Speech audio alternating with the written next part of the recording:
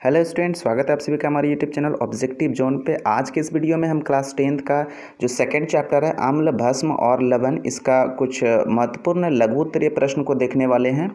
तो चलिए शुरू करते हैं आज का फर्स्ट क्वेश्चन।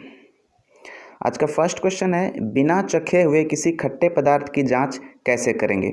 देखिए, यदि वो खट्टे पदार्थ है तो उसको हम टेस्ट करके चेक कर सकते हैं, चख सकते हैं, लेकिन केमिस्ट्री में लैब में चखना मना होता है।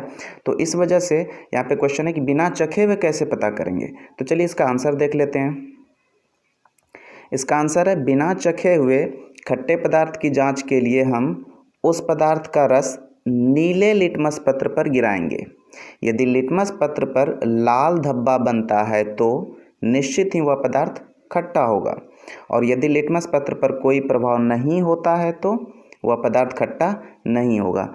इट मीन्स कि यहाँ पे पता चलता है कि यदि वो खट्टा पदार्थ है तो नीले लिटमस पत्र पे जैसे ही उसको गिराएंगे तो कैसा धब्बा बनेगा, लाल। मतलब कि जो खट्टा पदार्थ होता है वो नीले लिटमस को क्या करेगा, लाल करेगा। आई होप कि ये समझ में आया होगा। चलिए नेक्स्ट क्वेश्चन आज का देख लेते हैं।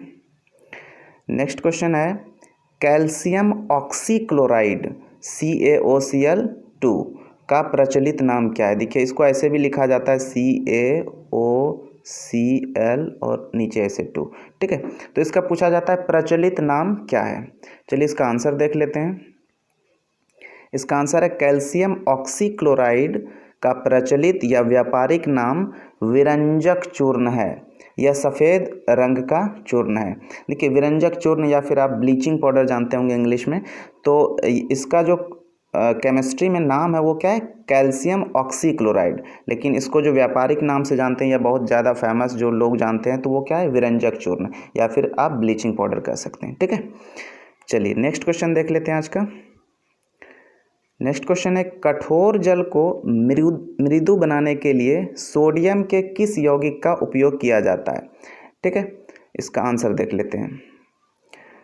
आंसर है, कठोर जल को मृदु बनाने के लिए सोडियम कार्बोनेट, जिसको कि वॉशिंग सोडा या फिर धोबन सोडा भी कहते हैं, धोने वाला सोडा का प्रयोग किया जाता है।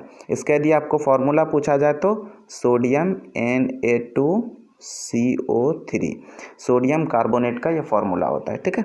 और इसके साथ H2O भी रहता है, तो 10H2O आप दे सकते हैं, ठीक है। तो सोडियम कार्बोनेट का जो कंप्लीट फॉर्मूला हो जाएगा Na2CO3। तो कठोर जल को मृदु बनाने के लिए किसका प्रयोग करते हैं, सोडियम कार्बोनेट का, जिसको कि हम धोने का भी सोडा कहते हैं। चलिए नेक्स्ट क्वेश्चन देख लेते हैं। नेक्स्ट क्वेश्चन है, उस पदार्थ का नाम बताएं जो क्लोरीन से अभिक्रिया कर विरंजक चूर्ण बनाता है। मतलब क्लोरीन से अभिक्रिया होना है और विरंजक चूर्ण बनाना है। तो चलिए इसका देख लेते हैं आंसर। इसका आंसर है, शुष्क बुझा हुआ चूना, जिसको कि हम CaOH इस तरीके से लिखते हैं, ठीक है। यहाँ पे 2 नीचे होगा, ठीक है। CaOH क्लोरीन से अभिक्रिया कर विरंजक चूर्ण बनाता है। आप देख सकते हैं यहाँ पे CaOH है प्लस Cl2। इसको जब गर्म किया गया तो क्या बन गया, विरंजक चूर्ण CaOCl2। इस तरीके से भी इसको लिखा जा सकता है, ठीक है। तो विरंजक चूर्ण और जल बनता है यहाँ पे। तो इसका राइट आंसर हो जाएगा शुष्क बुझा हुआ चूना, CaOH यहाँ पे लिखा हुआ है, आप देख सकते हैं, ठीक है। आई होप कि ये समझ में आ गया होगा। चलिए नेक्स्ट क्वेश्चन देखते हैं।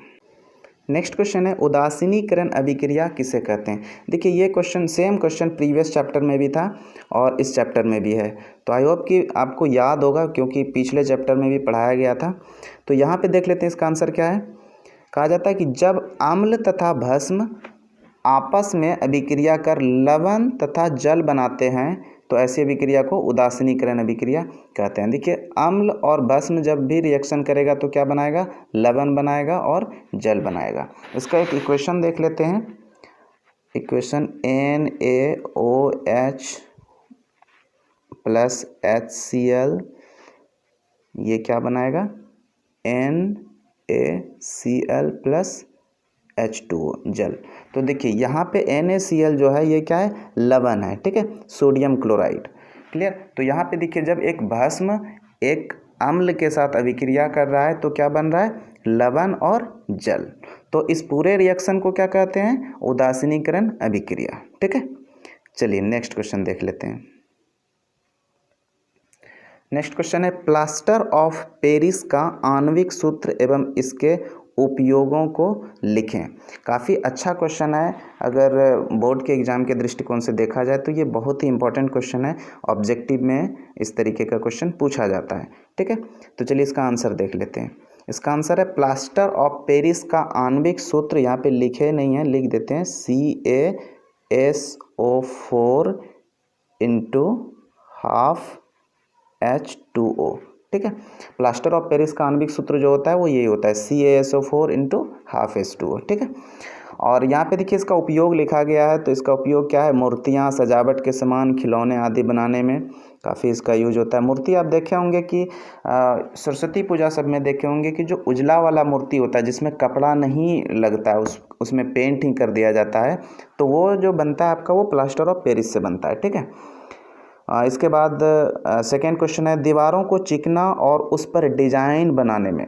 ठीक है, दीवारों को जो प्लास्टर के बाद जो आप देखे होंगे कि चिकना किया जाता है या फिर कहीं पे कुछ डिज़ाइन बनाना है, सीलिंग में देखे होंगे स्पेशली, तो डिज़ाइन जो बनाया जाता है तो इसमें प्लास्टर ऑफ पेरिस का यूज किया जाता है। ठीक है, टूटी हड्डियों को जोड़ने के लिए जो प्लास्टर होता है वो भी क्या होता है? आपका प्लास्टर ऑफ पेरिस होता है। प्रयोगशालाओं में गैस का रिसाव कहीं से हो रहा है तो इसमें भी हम जो प्रयोग करते हैं वो क्या होता है? Plaster of Paris. तो कुल मिला के देख सकते हैं काफ़ी ज़्यादा यूज है इसका, और ये जम जाता है इसके बाद फिर जो इसका यूज होता है, तो आप देखते होंगे बैंडेज वगैरह सब में जो यूज होता है तो वो क्या होता है? आपका प्लास्टर ऑफ पेरिस होता है। ठीक है, चलिए नेक्स्ट क्वेश्चन देख लेते हैं आज का। नेक्स्ट क्वेश्चन है दो प्राकृतिक सूचकों के नाम लिखें। देखिए प्राकृतिक सूचक तो बहुत है, यहाँ पे दो पूछा गया, तो देख लीजिए यहाँ पे है एक आपका लिटमस पत्र तथा हल्दी का रस, ये दो क्या है? प्राकृतिक सूचक। इसके अलावा आप चुकंदर का रस भी लिख सकते हैं या फिर लाल गोभी का रस भी लिख सकते हैं। ये सब क्या है? प्राकृतिक सूचक है। सूचक क्या हो गया? जो आपको बता रहा है कि ये अम्ल है या फिर क्षार है, इस तरीके से।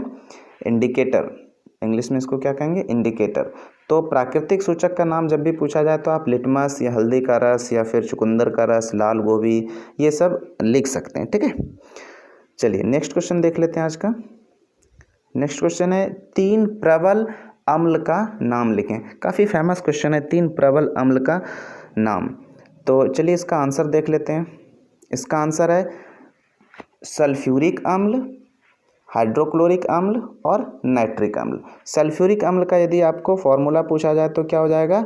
H2SO4। ठीक है, हाइड्रोक्लोरिक अम्ल का यदि पूछा जाए तो HCl। ठीक है, और नाइट्रिक अम्ल का यदि पूछा जाए तो HNO3। ठीक है, इस तरीके से तीनों का फॉर्मूला भी यहाँ पे लिख दिए हैं। तो देखिए केमिस्ट्री में नाम के साथ साथ आपको फॉर्मूला याद रखना बहुत ज़रूरी है। ठीक है, तो ये तीनों क्या है? ये प्रबल अम्ल है। ठीक है, सल्फ्यूरिक अम्ल, हाइड्रोक्लोरिक अम्ल और नाइट्रिक अम्ल। फॉर्मूला भी आप देख लेंगे और इसको याद रखेंगे। ठीक है, चलिए आज का नेक्स्ट क्वेश्चन देख लेते हैं। नेक्स्ट क्वेश्चन है तीन दुर्बल अम्ल का नाम लिखें।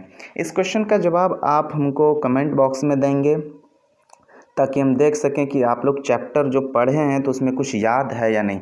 पहले जो 8 क्वेश्चन बताया गया उस क्वेश्चन को लिख के उसको याद रखेंगे, और ये 9वां क्वेश्चन जो है तीन दुर्बल अम्ल का नाम, इसको आप कमेंट बॉक्स में लिख के हमको बताएंगे, और इस क्वेश्चन का आंसर हम नेक्स्ट वीडियो में दे देंगे।